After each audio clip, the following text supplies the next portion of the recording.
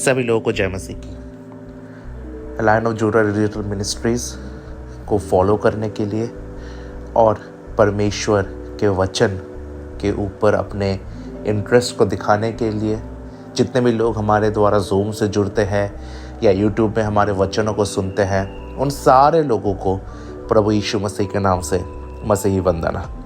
मैं आज आप लोगों के साथ एक नया सीरीज़ शुरू करना चाहता हूँ।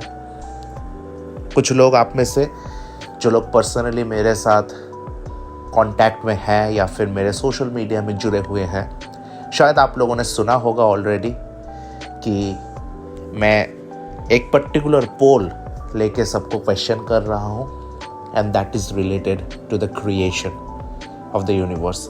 इस ब्रह्मांड के सृष्टि को लेके कुछ डिस्कशन मैं अभी नौजवानों के साथ और बहुत से मसीही लोगों के साथ इस समय पे कर रहा हूँ मेरे सोशल मीडिया पे। मैं जब उत्पत्ति का पहला अध्याय खोला और मैं सोचा कि उसमें से कोई रिफ्लेक्शन मैं आप लोगों के साथ शेयर करूं, उस समय पे मुझे परमेश्वर का ऑर्डरली काम का एक नमूना, बहुत ही सुंदर नमूना हमें दिखा। रोमियो के पहले अध्याय में परमेश्वर इस प्रकार कहता है पौलुस के द्वारा, मतलब पौलुस लिखता है परमेश्वर की प्रेरणा से, कि कोई भी ये एक्सक्यूज नहीं दे सकता है कि मैं परमेश्वर को कभी जाना ही नहीं। अगर कोई अन्य जाति का व्यक्ति जो कि यहूदी नहीं है आके ऐसा बोलता है कि परमेश्वर का सुसमाचार मेरे पास पहुंचा ही नहीं, परमेश्वर का प्रकाशन मेरे पास पहुंचा ही नहीं, तो वो इंसान के पास वो एक्सक्यूज रहता नहीं है। कारण यह है कि परमेश्वर ने अपना प्रकाशन इस पूरे ब्रह्मांड में, इस पूरे सृष्टि में दिया है। कौन है वो सामर्थ या ताकत जिसके कारण मेघों को एक साथ आके टकरा के गर्जना करने का मौका मिलता है? कौन सी वो शक्ति है जो मेघों को हिलाने के लिए उस वायु को तैयार करता है? हम में से बहुत सारे लोग एल नीनो, ला नीना नामक बहुत सारे बवंडर के बारे में सुने होंगे। कौन सी वो शक्ति है जो उन बवंडरों को तैयार करता है? सुनामी लाने के लिए महासागर के नीचे जो प्लेट है उनको हिलाने वाली शक्ति किसमें है? अगर हम कहते हैं गुरुत्वाकर्षण ने इस पूरे धरती को और हम सबको इस धरती के सरफेस के साथ पकड़ के रखा है, उस गुरुत्वाकर्षण को बनाने वाला कौन है? अगर धरती सूरज के गुरुत्वाकर्षण के कारण उसके चारों ओर वो प्रदर्शन करता है, घूमता रहता है, तो फिर उस शक्ति को बनाने वाला कौन है? When we go deep into all of these questions about the gravitational force existing in the solar system or about the creation of our solar system, हम लोग हमेशा जाके एक ही जगह पे एंड होते हैं, and that is a God, a powerful being, a mighty powerful being without whom this creation was not possible, क्योंकि सौर्य मंडल ऐसे ही नहीं बन गया होगा।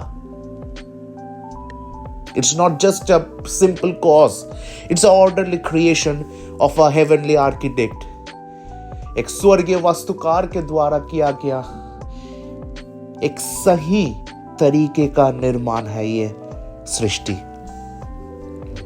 और उसके सबसे सुंदर अकाउंट हम लोग को उत्पत्ति का पहले अध्याय में दिखता है। उत्पत्ति का किताब जो प्रभु यीशु मसीह के जन्म से करीब 1400 साल पहले शायद लिखा गया होगा, जब परमेश्वर ने मूसा को दर्शन दिया था और मूसा ने इन पहले पांचों किताबों को लिखा था, जिसमें मूसा ने सृष्टि को भी मेंशन किया था। आप में से बहुत सारे लोगों को पता होगा कि पहले 5 किताबों को यहूदी लोग तोराह के नाम से जानते हैं। तोराह का मतलब होता है नियम या लॉ। तो ये पहले 5 पुस्तक में हम लोग को लॉ या फिर नियम दिखता है। टोटल 613 नियम हम लोगों को दिखता है, जिसको हम लोग द लॉ ऑफ मोसेस या फिर मूसा के नियम के नाम से भी जानते हैं। हाउएवर वो परमेश्वर ने मूसा को दिया था।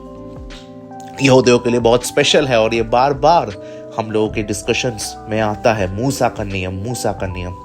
तो मूसा ने इन सारे नियमों को देने से पहले किस प्रकार परमेश्वर ने इस कायनात को और मनुष्य जाति को बनाया, उसका एक विवरण मूसा उत्पत्ति नामक इस किताब में देता है। बाइबल को लिखने वाला पुराने नियम में जो पहला शब्द होता था, हिब्रू बाइबल पुराने नियम में लिखा गया हिब्रू भाषा में, उसका जो पहला शब्द होता था, उस पहले शब्द को ही उस किताब का नाम देते थे।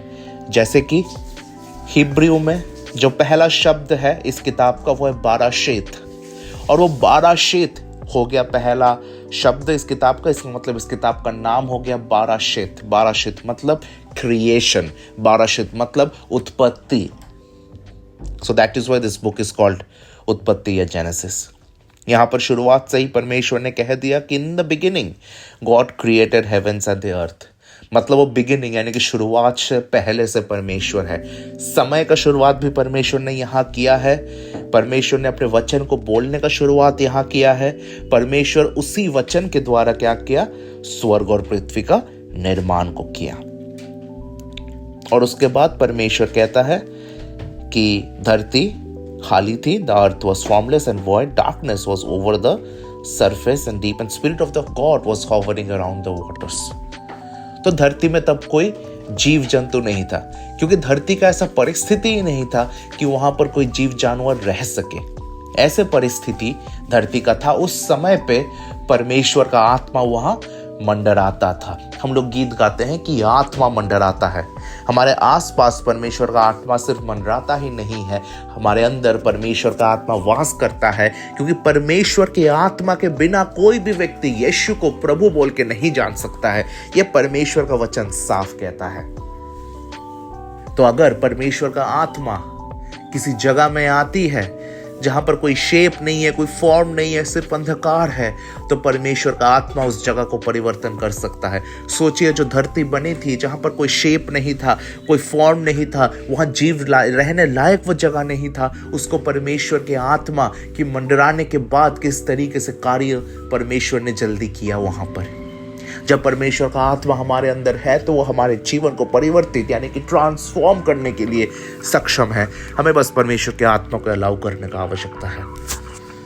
और उसके बाद 6 दिन के सृष्टि के बारे में आप सब लोग सुने होंगे, 6 days ऑफ क्रिएशन। उसमें मैं डिटेल में नहीं जा रहा हूं। कुछ बच्चे लोग संडे स्कूल में सुने होंगे, और कोई गैर मसीही भी अगर इस ऑडियो को सुन रहा है तो वो भी कहेगा कि हाँ, 6 days क्रिएशन के बारे में तो हमने भी सुना है। अब सवाल यह है कि 6 दिन का सृष्टि, क्या 6 दिन का सृष्टि एग्जैक्टली 6 दिनों में ही हुआ था?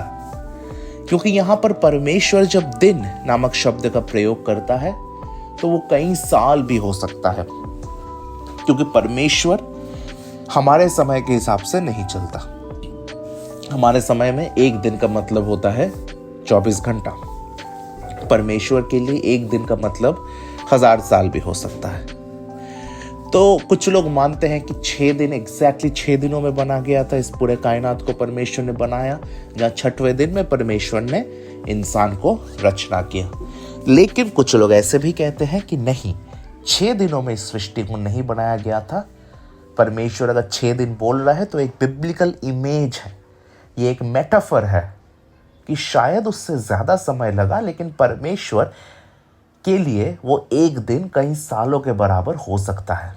बाइबल में ऐसे उदाहरण बहुत सारे हैं, जहां पर दानियल के 9वें अध्याय में हम लोग 70 सप्ताहों के भविष्यवाणी के बारे में सुनते हैं।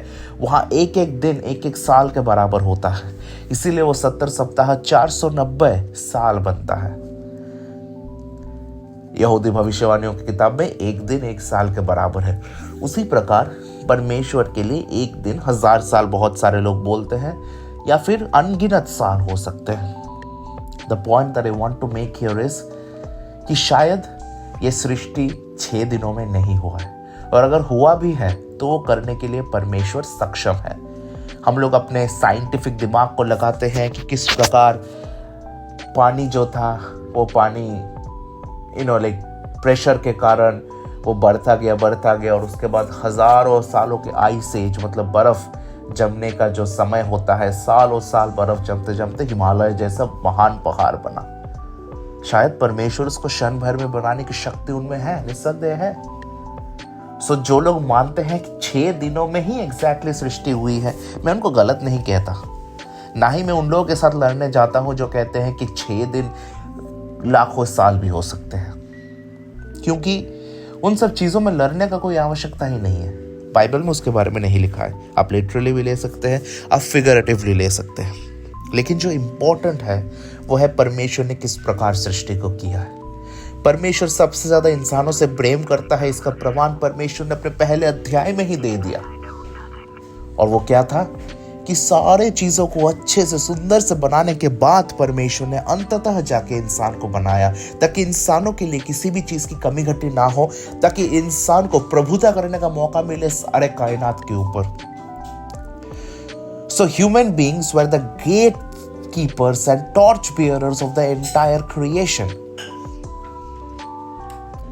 साथ ही हम लोग उत्पत्ति 1:26 में अगर आते हैं तो वहां पर परमेश्वर कहता है कि आओ हम, in English it is said let us make man in our own image. Us, वहां पर हम लोग बहुवचन देखते हैं। It's a plural tense. Why plural tense is used there? कारण है कि पिता, पुत्र और पवित्र आत्मा तीनों इस सृष्टि को करने में इक्वल इन्वॉल्व थे। प्रभु यीशु मसीह अचानक से एक दिन धरती में पदार्पण नहीं किए। वो समय की शुरुआत से है। जब से पिता परमेश्वर है, तब से प्रभु यीशु मसीह है, तब से परिशुद्ध आत्मा है, और वो तीनों का कार्य था कि सृष्टि हो पाई है। So it's a brief account of the creation of humanity. अगर आप लोगों को और जानना है तो कुछ वेबसाइट्स में डिस्क्रिप्शन में दिया हूँ, जैसे कि आंसर्स इन जेनेसिस में आप जा सकते हैं अगर आप लोगों को और सीखना है सृष्टि के बारे में। साथ ही आप लोग वर्ल्ड वीडियो बाइबल स्कूल में जा सकते हैं, बाइबल प्रोजेक्ट के वीडियोस दे सकते हैं जो हिंदी में भी अवेलेबल है। यहाँ पर आप लोगों को और ज़्यादा क्लियरली पता चलेगा मैं जो डिस्कशन के बारे में आप लोगों को बोला, क्योंकि सारे चीज़ें एक ऑडियो पॉडकास्ट में बोलना संभव नहीं है। बाकी परमेश्वर आप सबके साथ बने रहने पाए, मेरी प्रार्थना आप सबके साथ है। आने वाले समय में भी परमेश्वर इस किताब से या फिर बाइबल से कहीं से कोई प्रकाशन देगा, मैं आप लोगों के साथ शेयर करूँगा। जय मसीह की।